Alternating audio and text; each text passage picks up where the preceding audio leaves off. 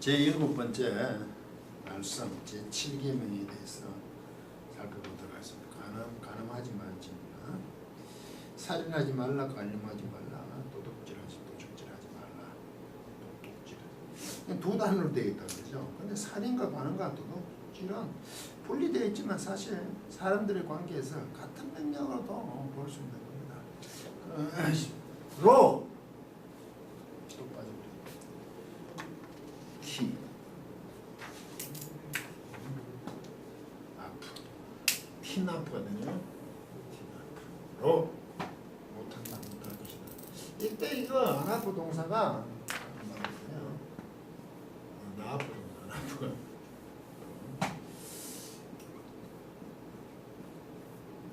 이게 나아프 동사 이게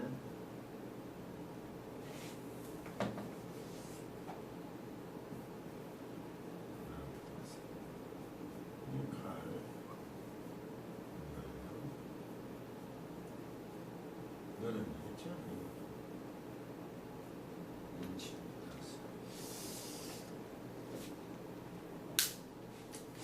아프 가늠하다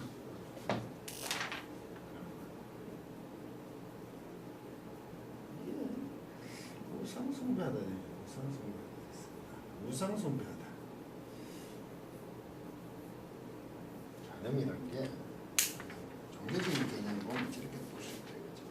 그 이스라엘 백성들이나 어느 나라에서 그 가정생활은 굉장히 중요하죠. 거룩하고 구별되고 특히 이스라엘 백성들은 거룩한 백성이 되기 위해서니까 성결을 요구하는 것은 너무나 당연한 겁니다.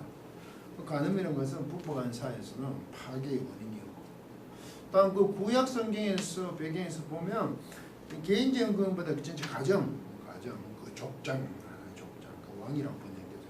그 전체적인 맥락에서의 구원이 훨씬 더 강조되어 있습니다. 또 그로 인해서 또 고대사에서는 남자가 여자보다 훨씬 자유롭고 이혼도 남자에 의해서 자유행되는 거죠. 제도적으로 이혼이 허락되어서는 하나님의 뜻이 아니죠. 예수님께서 말씀하시기를 5장 마태복음 5장 27절에 보시면 또 간음하지 말라 하였다는 것은 너희가 들으나 나는 너희에게는 여자를 보고 음욕을 품는 자마다 마음에 이미 간음하였느라. 목적을 가지고 봐오면 벌써 간음이다 이거죠. 그 이혼정서를 주고 모세가 그 이혼정서를 준다는 그 두세 사람이 증인이 있으니까 확실하게 이혼 사유가 된다고 보니까 보통 남자들이 여자를 그렇게 돌려보내는 것으로 이혼정서를 주고 한다는 것은 악함으로 앞부분 있으면 너희가 악함으로 모세에 그래 허용했거든요.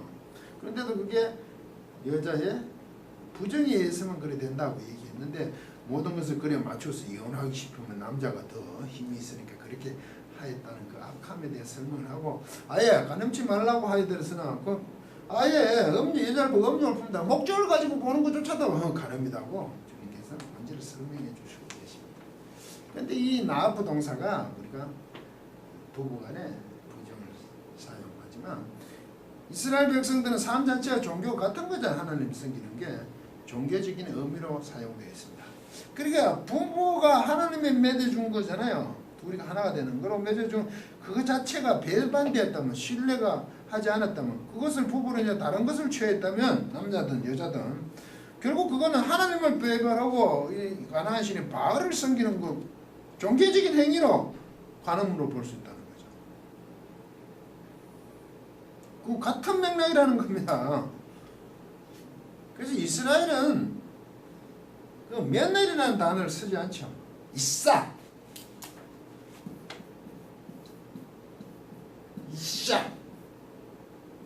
이샤 이게 원래는 여자죠. 여자. 그런데 이 아내라고 번역하죠.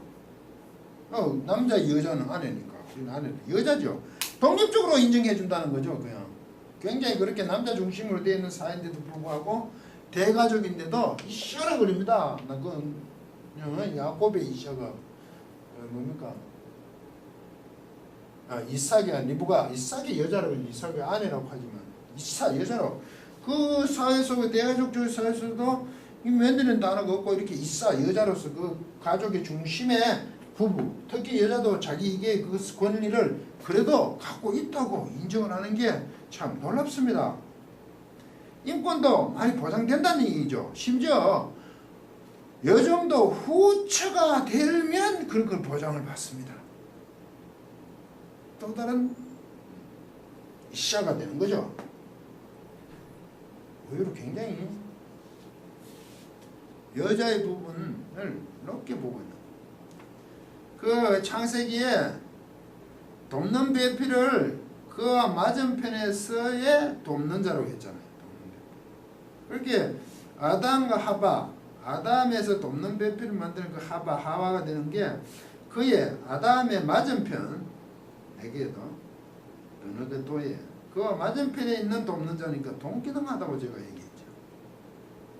이제 타락함으로써 선악과를 먹고 나서 이제 남편이 다스리는 부분이 있지만 예수 그리스도의 복음으로 모든 게 또 실제 완전한 완성은 아닌 회복이 되었잖아요. 그러면 또 맞은편에 있는 자로서 돕는 자잖아요. 아내가 그래 같은 급이라는 거죠. 여성의 지위가 이제 복음에서 하는 우리는 그렇게 여성관을 가져야 되겠죠. 그런데 남자가 그러든 여자가 그러든 그 가정에서 그 간음이란 게 가정을 파괴하는 것, 곧 하나님을 저버리는 것과 같은 거죠. 아울러 그러므로 말미암아 이스라엘 공동체를 분열시키는 파괴하죠. 그 왜 요셉이가 보디발의 아내 그래 유혹해도 넘어가지 않고 가정을 지키주잖아요. 그게 같은 맥락이 있어죠. 간음이라는 것은. 그 우리가 말할 때 그 간음이 부부의 간음 가정에 쓰이지만 넘어서 가나안 종교 안에서 종교적인 개념. 그래서 제가 이거 간음하다, 우상숭배하다, 지금 간음하다는 그렇게 보았다. 살인을 하지 말라. 계속 살인하고 있지 못하는 거. 이 간음하지 있지 못하는 거. 그건 같은 맥락. 도덕질과 같은 맥락으로 보았지만 오늘날 더 구체적으로 부부, 나아가 하나님과의 관계까지 오는 이 부분.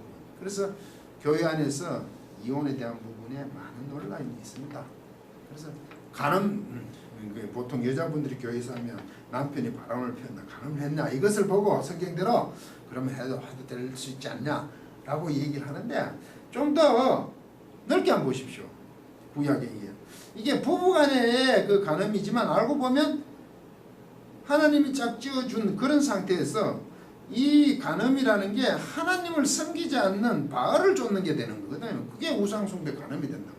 그러면 예를 들어서 아내에게 남편이 끝까지 교회에 다니는 모든 것을 반대했다면, 그런데 거기서 중요한 게 있어요. 아내가 교회만 오고 남편에게 아내가 해야 될 가정의 모든 것을 충실히 하지 않고 그렇게 요구를 하면 안 되죠. 그 모든 것을 정말 하나님을 섬기듯이 남편을 섬기고 했는데도 그래도 교회를 거부하게 된다. 예를 들어서 그러면 결국 그 남편이 하나님을 거역한 게 그게 가염의 사유가 되니까 어느 정도 허용이 되지 않습니까? 부정만 얘기하는 것이 아니라 하나님을 인정하지 않은 상대도 하나님을 거역하니까 그게 간음의 영역으로 본다면 훨씬 더 제한적으로 허용이 되잖아요. 예를 들어 그 아내가 남편을 하나님 하듯이 그렇게 퍼펙트하게 할 수 없는 것도 사실이잖아요. 그런데 객관적으로 누가 봐도 이건 다 그렇게 정도 인간이 할 수 있는 것까지는 다 했다 라고 판단이 되고, 그러면 그것을 도저히 인정해 주지 않은 것은 결국 그 남편이 간음을 해놓은 걸 또 볼 수 있죠. 인정하지 않은 것은. 이스라엘 백성들이 간음의 개념이 우상 숭배와 관계가 있었어요. 그들은 가정과 하나님과 밀접한 관계가 있었으니까. 그런 의미에서 지금 말씀을 하시니까 오늘 우리가 성도가 사는 성도들에게 있어서도 다 믿는 사람까지 결혼하는 것이 아니라 예전에 믿기 이전에 그런 상태에서 결혼하는 경우가 굉장히 많잖아요. 그때는 어떻게 할 것이냐는 것을 조금 더 논의하고 허용적인 부분에서 서로가 이 부분을 해결해 줬으면 그거로 인하여 생기는 여러 가지 힘듦과 어려움과 부정적인 것보다 좀 긍정적인 방향으로 나갔으면 하는 바람입니다. 강의를 마치도록 하겠습니다.